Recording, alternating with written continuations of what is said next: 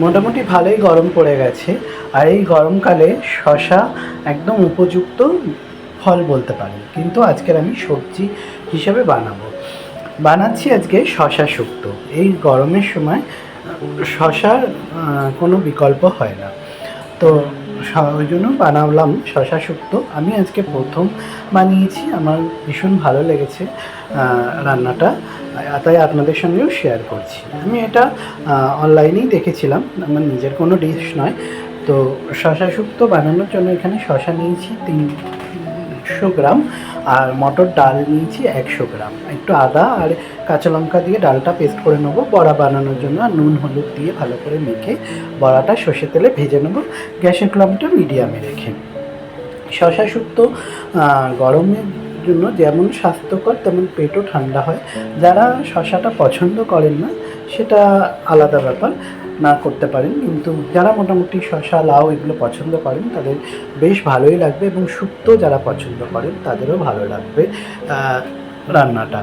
তো আমি বড়াগুলো ভেজে তুলে নিলাম। ওই তেলে আমি শুক্তোটা বানানোর জন্য ফোড়ন দিয়ে দেবো, তেজপাতা, শুকনো লঙ্কা, পাঁচফোড়ন, আর এখানে একটু কালো সর্ষে একটু ভেঙে নিয়েছি, জাস্ট হালকা করে একটু ভেঙে ওটাকে দিয়ে দেবো একটু তিতকুটে ভাব আসার জন্য।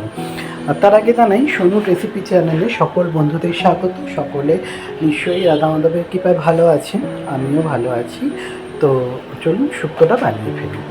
শশাগুলোকে এইভাবে কেটে নিয়েছি।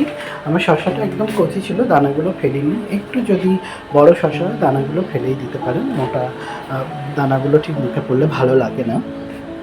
আর এখানে দিয়ে দিলাম নুন আর আদা বাটা দিয়ে ভালো করে শশাটাকে একটু ভেজে নেব। শশার কাঁচা গন্ধটাও চলে যাবে আর আদার গন্ধটাও চলে যাবে, শশাটা নরমও হয়ে যাবে। আর এখানে নিলাম গুঁড়ো সর্ষে, মানে সর্ষে গুঁড়ো যেটা সানরাইজের পাওয়া যায় সেটাই নিয়েছি, হাফ চামচ, বড় চামচ যেহেতু হাফ চামচ নিয়েছি। আর এখানে রেডিমেড সানরাইজের যে শুক্তো মশলা পাওয়া যায় সেই শুক্তো মশলা নিয়েছি, ওই মোটামুটি হাফ চামচের একটু বেশি। যেহেতু আমার শশাটা কম আছে ওই জন্য অল্প পরিমাণে দিয়েছি, বেশি দিয়ে দিলে একটু তিতকুটে ভাবটা বেশি হয়ে যাবে। তো পেস্টটা দিয়ে ভালো করে এটাকে ভেজে নেব। ভালো করে ভাজা হয়ে গেলে তারপরে দিয়ে দেবো এতে জল দিয়ে ওই 10 মিনিটের মতন গ্যাসের ফ্লেম মিডিয়ামে রেখে ঢেকে রাখবো।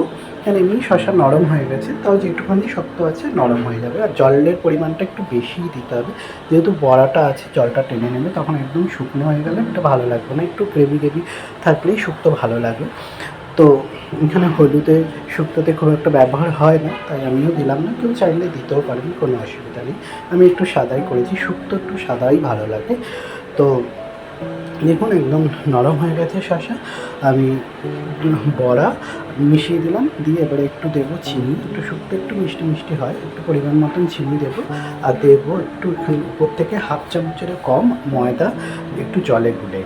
ময়দাটা দিলে কী হবে, একটু গ্রেভিটা একটু বেশ গা মাখা হবে, নাহলে একটু একদম পাতলা থাকবে। আর দিয়ে দিচ্ছিলাম চিনি পরিমাণ মতো, যে যার স্বাদ মতন দেবেন। আর দিলাম একটু ঘি, দিয়ে ভালো করে নেড়ে ছেড়ে এটাকে ঢেকে রাখবো ওই 5 মিনিটের মতন, সমস্ত ঘি শুক্তো মশলার ফ্লেভারগুলো একসঙ্গে মিশে যায়, তারপরে সার্ভ করবো। তো আমার হয়ে গেছে পুরো রেডি শুক্তোটা, শশা শুক্তো। তো আপনারাও বানিয়ে খেয়ে দেখুন কেমন লাগে, আমার তো ভালোই লেগেছে। তো ভিডিওটা ভালো লাগলে, রান্নাটা ভালো লাগলে কি করতে হবে সেটা তো জানেনই, নতুন করে আর বলছি না।